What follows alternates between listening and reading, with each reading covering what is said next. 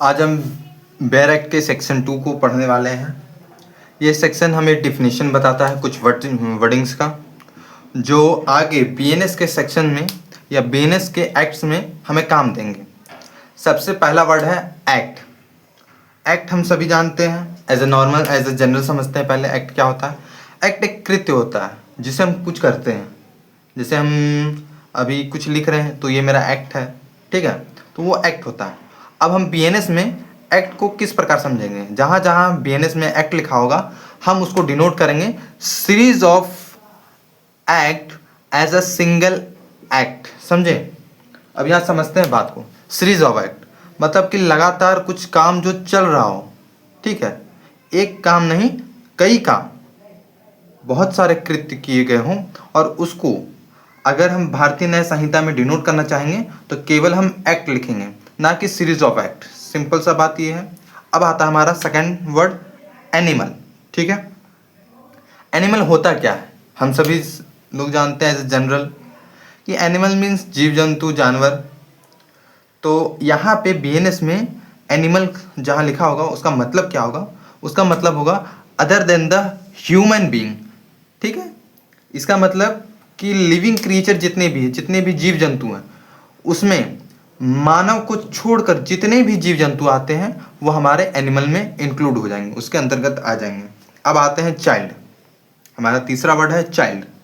Any person below the age of 18, अर्थात इसका मतलब ये है कि जहाँ चाइल्ड लिखा रहेगा उसका ये मतलब होगा कि ऐसा व्यक्ति जो 18 साल से कम का हो, 18 साल से कम का हो, उसे हम क्या कहेंगे?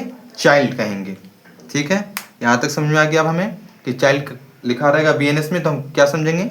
18 साल से कम का व्यक्ति को, ठीक है।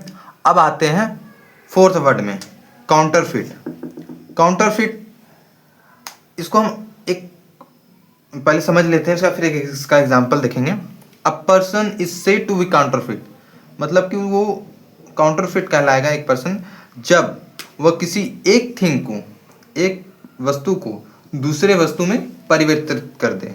मतलब एक चीज से चेंज करके उसको दूसरे चीज में बना दे, मतलब चेंज कर दे, उसे एक वस्तु को चेंज करके दूसरे वस्तु में बना दे, और उसका इंटेंशन हो, ना कि वो अनजाने में कर रहा हो, वो जानबूझकर इंटेंशनली आशा से कर रहा हो किसी को धोखा देने का।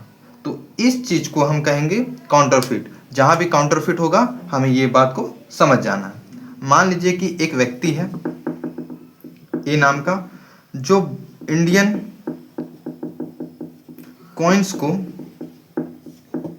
चेंज करके किसी और मेटल में बदल रहा हो, और वो जानबूझकर कर रहा है ताकि उसे बेनिफिट हो और भारतीय इकोनॉमिक में धोखाधड़ी किया जा सके, ठीक है।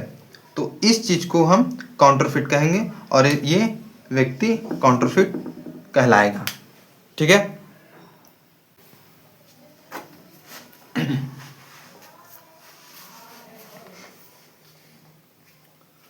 पांचवा वर्ड है कोर्ट।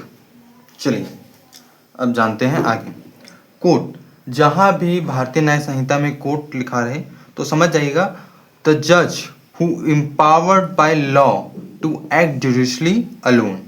इसका मतलब कि जज, कोर्ट मीन्स जज जो एम्पावर्ड है किसके द्वारा? बाय लॉ के द्वारा, और वो क्या करता हो? जुडिशली वर्क करता हो। जुडिशली वर्क मतलब किसी केस का ट्रायल करता हो, किसी को दंड देता हो, किसी को फाइन देता हो। ये सब जितने भी चीज़ें हैं, जुडिशियल का अर्थ ही होता है न्याय का, मतलब किसी नियमों का देखना और उसे न्याय पहुंचाना, जुडिशियल वर्क। अब आते हैं छठा वर्ड है हमारा डेथ। जहाँ पे भी डेथ लिखा होगा बीएनएस में हमें समझना है the death of human being, किसी मानव की हत्या। अब चलिए वर्ड नंबर 7 है dishonestly. Doing anything with intention of causing wrongful gain और wrongful loss to another person. यहाँ हम इस तरह समझते हैं इसको कि जहाँ पर भी बीएनएस के कोड में, संहिता में लिखा हो कि डिसऑनेस्टली, तो हम समझेंगे कि कुछ ऐसा कृत्य, कोई एक ऐसा कृत्य जो एक व्यक्ति द्वारा किया जा रहा हो और वो इंटेंशनली मतलब जानबूझकर कर रहा हो, अपने को गलत तरीके से गेन करने के लिए और किसी दूसरे को गलत तरीके से हानि पहुंचाने के लिए। तो हमें समझना होगा कि ये होता कैसे है। ठीक है, मान लीजिए कि ये एक व्यक्ति है, ठीक है, वो जानबूझकर बी को कुछ ऐसा दिखा रहा है जो वास्तविकता में है नहीं, वो चीज़ वास्तविकता में है नहीं, लेकिन वो ऐसा रिप्रेजेंट कर रहा है कि वो रियलिटी में है। तो वो क्यों कर रहा है? ताकि ए को बेनिफिट हो, क्या हो? बेनिफिट हो और गेन हो। वहीं पर इस व्यक्ति बी को लॉस हो, और किस तरह का हो? रॉन्गफुली, मतलब गलत तरीके से इसका लॉस हो। ठीक है, अब आते हैं डॉक्यूमेंट। डॉक्यूमेंट एक साधारण सा शब्द है जिसे आजकल सभी लोग जानते हैं। कुछ भी मैटर